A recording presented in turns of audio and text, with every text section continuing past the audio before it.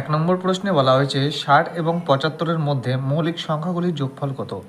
তো ৬০ থেকে ৭৫-এর মধ্যে মৌলিক সংখ্যাগুলি হচ্ছে ৬১, এরপরে আসে ৬৭, তারপরে আসে ৭১, তারপরে আসে ৭৩। তো এইগুলো সব মৌলিক সংখ্যা, এগুলো যোগ করে দিই। ৩ আর ৪, ৭ আর ৪ 11, 11 আর 12, 2 হাতে 1, 7 আর 7 14 আর 15, 15 আর 6 21, 21 আর 6 27। অর্থাৎ মৌলিক সংখ্যাগুলির যোগফল হবে 272। অপশান এ হয়ে যাবে সঠিক উত্তর। ২ নম্বর প্রশ্নে বলা হয়েছে দুটি সংখ্যার গুণফল ও ভাগফল 128 ও 2 হলে বড় সংখ্যাটি হবে।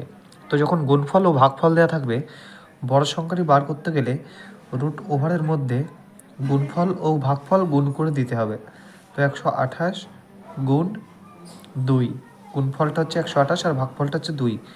আর এটা যদি ছোটো সংখ্যা জানতে চাইতো তাহলে এই রুট ওভারের মধ্যেই জাস্ট গুণের জায়গায় ভাগ লিখে দিতাম, তাহলে উত্তর বেরিয়ে যেত। তাহলে আমরা সলভ করে দেখি।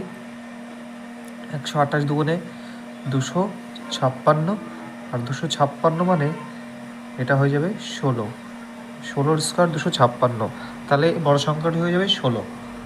পরবর্তী 3 নম্বর প্রশ্নে বলেছে 3 অঙ্কের কোন বৃহত্তম সংখ্যা 10, 12, 15 দিয়ে ভাগ করলে প্রতি ক্ষেত্রে ভাগশেষ 4 থাকবে। তো 3 অঙ্কের বৃহত্তম সংখ্যা আমরা জানি 3টে 9। এইবার বলেছে এই সংখ্যাকে 12, 10, 12, 15 দিয়ে ভাগ করতে। তো আমরা জানি যে 10, 12 আর 15 এর লসাগু কত না, এর লসাগু হচ্ছে 60।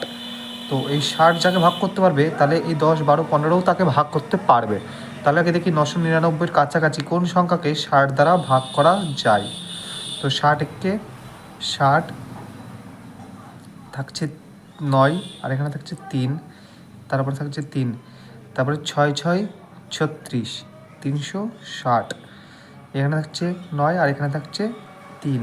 অর্থাৎ এই 39 যদি না থাকতো 999-এর মধ্যে, তাহলে পুরো সংখ্যাটা ভাগ চলে যেত, কারণ 39টা ভাগশেষ হিসেবে থেকে থাকছে। তো ভাগশেষ যদি না থাকতে হয় তাহলে এখান থেকে এই ভাগশেষটা বাদ দিয়ে দিতে হবে। তাহলে 339, এই 999 থেকে 39টা বাদ দিয়ে দিলে থাকে কত, 0, 6 আর এখানে থাকে 9। অর্থাৎ 960 সংখ্যাটি 60 দ্বারা পুরোপুরি ভাগ যায়। তাহলে 960 সংখ্যাটা যদি 60 দ্বারা ভাগ যায় তাহলে 10 দ্বারাও ভাগ যাবে, 12 দ্বারাও ভাগ যাবে, 15 দ্বারাও ভাগ যাবে। এখন বলছি যে সংখ্যাটিতে 4 ভাগশেষ থাকতে হবে। তাহলে এই সংখ্যাটি তো পুরোপুরি ভাগ চলে যায়, তাহলে ভাগশেষ হিসেবে যদি 4 রাখতে হয় তাহলে এর সাথে আবার 4 অ্যাড করে দিতে হবে, যেটা কিনা আর ভাগ যাবে না, পরে সেটা ভাগশেষ হিসেবে থেকে যাবে। তাহলে এই প্রশ্নের উত্তর হয়ে যাবে 964। 4 নম্বর প্রশ্নে বলা হয়েছে 6টি ক্রমিক সংখ্যার প্রথম 3টির যোগফল 36, বৃহত্তম ও ক্ষুদ্রতম সংখ্যা দুটির যোগফল কত। তো পরপর 6টা ক্রমিক সংখ্যা, যার মধ্যে প্রথম 3টি বলে দেওয়া হয়েছে। এবার যখন প্রথম 3টি ক্রমিক সংখ্যার যোগফল বলে দেওয়া হয়, সেই ক্রমিক সংখ্যাগুলো দিয়ে যদি 36কে ভাগ করা হয়, মানে 3টি ক্রমিক সংখ্যা, তো তাহলে 3 দিয়ে ভাগ করলে যেটা পাবো সেটা হচ্ছে মিডিল সংখ্যাটা। 36কে 3 দিয়ে ভাগ করলে 3টে সংখ্যার যোগফল 36, তাই 3 দিয়ে ভাগ করে দিলে 12 পাচ্ছি, 12 হচ্ছে মিডিল সংখ্যা। তাহলে আগের সংখ্যাটি কত, 11, তাহলে মিডিল সংখ্যাটি 12 আর তারপর সংখ্যাটি 13। এবার বলছি এরকম 6টি সংখ্যা, তাহলে 14, 15 ও 16। এবার বলছে বৃহত্তম সংখ্যার ক্ষুদ্রতম সংখ্যার যোগফল, 16 আর 11 যোগফল কত, 27। তো এই প্রশ্নের উত্তর হয়ে যাবে 27। 5 নম্বর প্রশ্নে বলা হয়েছে যে ক্ষুদ্রতম পূর্ণবর্গ সংখ্যা 16, 24 ও 32 দ্বারা বিভাজ্য তা হলো। তো 16, 24 ও 32 এর লসাগু কত হবে। 16, 24 ও 32 এর লসাগু হচ্ছে 96। এবার এই 96 এই 4টে অপশনের মধ্যে কাকে ভাগ করতে পারবে। এখানে দেখুন প্রথম অপশান এ আছে 296, যেটা কোনো পূর্ণবর্গ সংখ্যায় নয়, অর্থাৎ অপশান এ বাদ। এবার অপশান বি 256কে ভাগ করতে পারে 96, না পারে না। অপশান সিকে ভাগ করতে পারে, না পারে না। একমাত্র অপশান ডিকে ভাগ করতে পারে, তাই অপশান ডি হয়ে যাবে সঠিক উত্তর, 576, যাকে কিনা 96 ভাগ করতে পারে। এবার 96 ভাগ করতে পারে মানে কি, 16ও পারবে, 24ও পারবে, 32ও ভাগ করতে পারবে। পরবর্তী 6 নম্বর অঙ্কে বলা হয়েছে একটি সংখ্যাকে 63 দিয়ে ভাগ করলে ভাগশেষ থাকে 45, সেই সংখ্যাকে 21 দিয়ে ভাগ করলে কত ভাগশেষ থাকবে। তো দেখুন 63 দিয়ে ভাগ করছি কোনো একটা সংখ্যাকে, তো ভাগশেষ হিসেবে থেকে যাচ্ছে কত, 45। এবার এই যে সংখ্যাটাকে ভাগ করছিল 63, এই সংখ্যাটাকেই এখন বলেছে 21 দিয়ে ভাগ করতে। তো দেখুন 21-এর গুণিতক তো 63, তাহলে 63 যাকে ভাগ করতে পারবে 21ও তাকে ভাগ করতে পারবে। এবার 63 দ্বারা ভাগ করতে গেলে অবশিষ্ট 45 থাকছে, কারণ তো 63 বড়, 45-এর মধ্যে যায় না, কিন্তু 45কে তো 21 ভাগ করতে পারবে, তাই না। তাহলে 45কে যদি 21 ভাগ করে কতবার যাবে, 21 দুখানি 42, তাহলে ভাগশেষ থাকছে 3। অর্থাৎ সেই সংখ্যাটাকে যদি 21 দ্বারা ভাগ করা হয় তাহলে ভাগশেষ হিসেবে কত থাকে, 3 থাকে। তাহলে এই প্রশ্নের উত্তর হয়ে যাবে অপশান সি।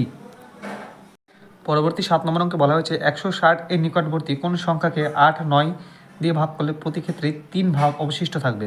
তো 8 আর 9 লসাগু কত? 8 আর 9 এর লসাগু 72। তো এই 72 দ্বারা 160কে ভাগ করে দেখি যে 160-এর কাছাকাছি কত কত কোন সংখ্যাকে ভাগ যায়। তো 72 দুখানি 144, অর্থাৎ 144 হচ্ছে 160-এর কাছাকাছি যাকে পুরোপুরি ভাগ করা যায়। তো 144 এর সাথে আমি অবশিষ্ট হিসেবে যদি 3 রাখতে হয় তাহলে 3 অ্যাড করে দেবো। তাহলে 144 আর 3 হয়ে যাচ্ছে কত? 147। তো 147 হয়ে যাবে এই প্রশ্নের সঠিক উত্তর অপশন বি। দেখুন এই প্রশ্নে বলা হয়েছে কোন ক্ষুদ্রতম সংখ্যাকে 45 দিয়ে গুণ করলে গুণফল একটি পূর্ণবর্গ সংখ্যা হবে। পূর্ণবর্গ সংখ্যার কথার অর্থ কি? যে কোনো সংখ্যা যেমন 2 আর 2 দুবার গুণ করলে আমরা কত পাই? একটি পূর্ণবর্গ সংখ্যা পাই। মানে একটা সংখ্যায় দুবার গুণ করলে আমরা পূর্ণবর্গ পাই। তাহলে আমরা 45টাকে ভেঙে দেখি। 45কে ভাঙলে 5, 9, 45, আর 9কে ভাঙলে কত হয়? 3, 3। অর্থাৎ এই 45-এর সাথে দুটো 3 রয়েছে, 45-এর মধ্যে দুটো 3 রয়েছে, নেই শুধু দুটো 5। 5 যদি দুটো হয়ে যায় তাহলে 45-এর সাথে ওই 5টা গুণ করলে একটা পূর্ণবর্গ সংখ্যা হয়ে যাবে। অর্থাৎ 45-এর সাথে যদি 5 গুণ করা হয় তাহলে 5-এর পেয়ার হয়ে যাবে, আর 3-এর পেয়ার তো রয়েছেই। তাহলে এই সংখ্যাটা পুরোপুরি একটা পূর্ণবর্গ হয়ে যাবে। তাহলে এই প্রশ্নের উত্তর হয়ে যাবে 5, কেননা এখানে একটা 5 শর্ট আছে। তো এই একটা 5কে এখানে গুণ করে দিতে হবে পূর্ণবর্গ করতে হলে। 9 নম্বর অঙ্কে বলা হয়েছে 8*357 সংখ্যাটি 11 দ্বারা বিভাজ্য হয়, তবে লুপ্ত অঙ্কটি কত? মানে স্টারের জায়গায় কত হবে? তো দেখুন এই প্রকার অঙ্কে আমরা 11 দ্বারা বিভাজ্যের নিয়ম কী করব? যে অল্টারনেট সংখ্যাগুলো আমরা সবসময় যোগ করব। 8 আর 3 কত? 8 আর 3 হচ্ছে 11, 11-এর সাথে কত হচ্ছে? 11-এর সাথে হচ্ছে 18। আর এখানকার অল্টারনেট সংখ্যাগুলো যোগ করি, তাহলে এখানকার সংখ্যা অল্টারনেট সংখ্যাগুলো যোগ করলে কত হবে? স্টার যোগ 5। এবার দেখুন এই 5টা যদি এই পাশে চলে আসে তাহলে কত হচ্ছে? এই পাশে চলে আসলে হয়ে যাচ্ছে আপনার 18 থেকে 5 বাদ দিলে 13। এবার 13 আর এই পাশে থাকছে কত? স্টার। এবার দেখুন এই 13কে যদি হয় 0 বানাতে হবে, নাহলে 11 বানাতে হবে, নাহলে 11-এর কোনো গুণিতক বানাতে হবে। তো 13 এর কাছাকাছি কোন সংখ্যাটি 13 থেকে বিয়োগ করলে 13 থেকে বিয়োগ করলে 11 হবে, অথবা 11 গুণিতক হবে, অথবা 0 হবে। আমরা অপশানে দেখছি অপশান ডিতে আছে 2। 13 থেকে 2 যদি বিয়োগ করে দিই তাহলে আমরা কী পাচ্ছি? 11 পেয়ে যাচ্ছি না এখানে। তাহলে এর থেকে যেই 2টা বিয়োগ করতে হবে সেই 2টাই হচ্ছে স্টারের মান। তাহলে এখানে অপশান ডি হয়ে যাবে সঠিক উত্তর, যেটি আছে 2। 10 নম্বর কোশ্চেনে বলা আছে দুটি সংখ্যার যোগফল 12.5 এবং বিয়োগফল 3.5, সংখ্যা দুটির গুণফল হবে। তো দেখুন আমরা জানি যোগফল আর বিয়োগফল দেওয়া থাকলে বড় সংখ্যা ছোট সংখ্যা বার করতে হয়। তো বড় সংখ্যা ছোট সংখ্যা বার করার নিয়ম কি? যোগফল যোগ বিয়োগফল বাই 2। তো বড় সংখ্যা বের করছো এই 12.5 আর 3.5 যোগ করলে কত হয়? 16। 16কে যদি 2 দিয়ে ভাগ করি তাহলে কত হয়? 8, অর্থাৎ বড় সংখ্যা 8। এবার বড় সংখ্যা আর ছোট সংখ্যা বের করার নিয়ম কি? বড় সংখ্যা যোগফল কত আছে? 12.5, আর বিয়োগফল কত আছে? 3.5। তো 12.5 থেকে 3.5 বিয়োগ করলে কত হয়? 12 থেকে 3 বিয়োগ করলে কত হয়? 9। তো 9কে 2 দিয়ে ভাগ করলে কত হয়? না 4.5। এবার এই 8 আর 4.5 গুণ করলে হয়ে যায় 36। তো অপশান এ হয়ে যাবে সঠিক উত্তর। 11 নম্বর অঙ্কে বলা আছে পরপর 3টি পূর্ণ সংখ্যার যোগফল সর্বদা বিভাজ্য হয় কত দ্বারা? 2 দ্বারা, 4 দ্বারা, 3 দ্বারা, না 6 দ্বারা? তো আমরা প্রথমে একটু বেসিকভাবে করে নিই। তো পরপর 3টি সংখ্যা নিই, 1, 2, 3। এটা যোগ করি, 2 এর আগে 3, 3 আর 3 6। তো 6কে কত দ্বারা ভাগ যায়? 2 দ্বারাও ভাগ যায়, 3 দ্বারাও ভাগ যায়, অর্থাৎ উত্তর হয় 2 হবে, না হলে 3 হবে। এবার এর পরবর্তী সংখ্যাটা নিয়ে নিই, 2, 3, 4। এরাও তো পরবর্তী ক্রমিক সংখ্যা না? 4 আর 3 7, 7 আর 2 9। তো দেখুন যে পরবর্তী সংখ্যাটা নিচ্ছি তখন কিন্তু 2 দ্বারা ভাগ যাচ্ছে না, অর্থাৎ 3 দ্বারা ভাগ যাচ্ছে, তাই না? তার মানে যে কোনো সংখ্যায় পরপর 3টি সংখ্যা সবসময় 3 দ্বারা বিভাজ্য। তাই প্রশ্নের উত্তর হয়ে যাবে 3, অপশান সি। দেখুন 12 নম্বর প্রশ্ন বলা আছে কোন সংখ্যার বর্গের সঙ্গে 1/4 যোগ করলে 147 হয়? তো এটা আমরা অপশান টেস্টে করব। তো অপশান এতে আছে 12। তো 12 এর বর্গ কত হয়? 144। তো 144 এর সাথে কত যোগ করতে হবে? 12রই 1/4। তো 12 এর 1/4 কত? তো 12 এর 1/4 হচ্ছে 3। তো 144 আর 3 যোগ করলে কত হচ্ছে? 147। অর্থাৎ অপশান বি হয়ে যাবে সঠিক, অপশান এ হয়ে যাবে সঠিক উত্তর 12। 13 নম্বর প্রশ্নে বলেছে দুটি সংখ্যার যোগফল 24 এবং বর্গের যোগফল 386 হলে একটি সংখ্যা কত?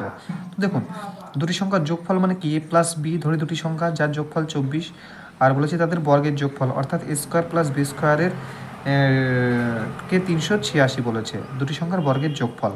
এবার এই a স্কোয়ার প্লাস বি স্কোয়ারকে আমি কীভাবে লিখতে পারি? লিখতে পারি না এ প্লাস বি তার হোল স্কোয়ার মাইনাস 2ab। এটা লিখে কোনো অপরাধ করেছি আমি? না, করিনি। কারণ কি, এটা ফর্মুলায় ভাঙলে আবার এটাই আসে। তো এটা মানে 386 বলে দিয়েছে। তো এ স্কোয়ার প্লাস বি স্কোয়ার মানে আমরা এই এ প্লাস বি তার হোল স্কোয়ারের সূত্র কত পেয়েছি না, পেয়েছি 24 এর স্কোয়ার মাইনাস 2ab সমান সমান 386।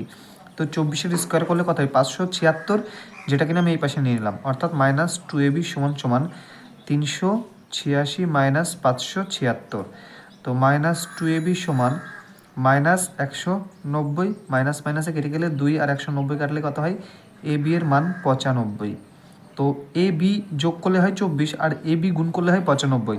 এমন কোন সংখ্যা দুটি যোগ করলে 24 হবে আর গুণ করলে 95 হবে? হবে 19 আর 5 গুণ করলে 95 হয়, আর 19 আর 5 যোগ করলেই 24 হয়। অর্থাৎ একটা সংখ্যা 19 হলে আর একটা সংখ্যা 5। তো কোনটা অপশানে দিয়েছে? তো অপশানে তো 19 দেওয়া নেই, অর্থাৎ 5 দেওয়া আছে। তো 5 হয়ে যাবে সঠিক উত্তর। 14 নম্বর প্রশ্নে বলেছে পরপর দুটি সংখ্যার বর্গের পার্থক্য 81 হলে বৃহত্তম সংখ্যা হলো। তো দেখুন, পরপর দুটি সংখ্যার বর্গের পার্থক্য মানে কি, এ স্কোয়ার মাইনাস বি স্কোয়ার সমান সমান বলেছে 81। এবার আমরা কি জানি, এ প্লাস বি ইন্টু এ মাইনাস বি, এটা হচ্ছে সূত্র, এ স্কোয়ার মাইনাস বি স্কোয়ারের সূত্র। এবার দেখুন, আমরা জানি পরপর দুটি সংখ্যা হলে এ তো প্রথম সংখ্যা, বি হচ্ছে দ্বিতীয় সংখ্যা, আর এরা পরপর। তাহলে এই প্রথম সংখ্যা থেকে যদি দ্বিতীয় পরবর্তী সংখ্যাটা বিয়োগ করা হয়, তাহলে তাদের বিয়োগফল সর্বদা কী দাঁড়ায়, 1 দাঁড়ায় না? যেমন প্রথম সংখ্যা যদি 2 হয় আর পরবর্তী সংখ্যা যদি 3 হয়, তাহলে 3 আর 2-এর পরবর্তী 3 আর 2-এর বিয়োগফল সর্বদা 1 হয়। তো এ আর বিও তো ক্রমিক, পরবর্তী মানে পরপর দুটি সংখ্যা, তাহলে বিয়োগফল সর্বদা 1 হবে। তাহলে এ প্লাস বি এর সাথে 1 গুণ করলে আলটিমেট কী দাঁড়ায়, এ প্লাস বি দাঁড়ায়, আর সমান সমান কত আছে 81। অর্থাৎ ক্রমিক সংখ্যা দুটির যোগফল কত, 81। অর্থাৎ একটা সংখ্যা 41 আর একটা সংখ্যা 40। তাহলে তো 41 আর 40 যোগ করে 81 হবে। তো এখানে বৃহত্তম সংখ্যা কত বলেছে, 41। তো এই প্রশ্নের উত্তর হয়ে যাবে 41।